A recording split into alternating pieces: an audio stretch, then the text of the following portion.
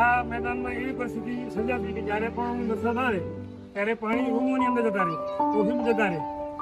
આ એજન્સીના સહયોગથી શાળામાં રેઇન વોટર હાર્વેસ્ટિંગ સિસ્ટમ ઊભી કરવામાં આવી છે. અત્યારે વરસાદ પડે એટલે તાત્કાલિક જ એ પાણી સીધું ભૂગર્ભમાં ચાલી જાય છે અથવા ટાંકાની અંદર ચાલી જાય છે અને એ પાણી પછી પાકું બની જાય છે અને બાળકો શુદ્ધ થઈ જાય છે. शुद्ध पानी बाળકો पहले पानी फिल्टर का पानी बाहर से मंगवाते थे. अब ये बरसाती पानी का टंका बन गया है तो इसमें से पानी यूज करते हैं तो ये हमारे लिए अच्छा है.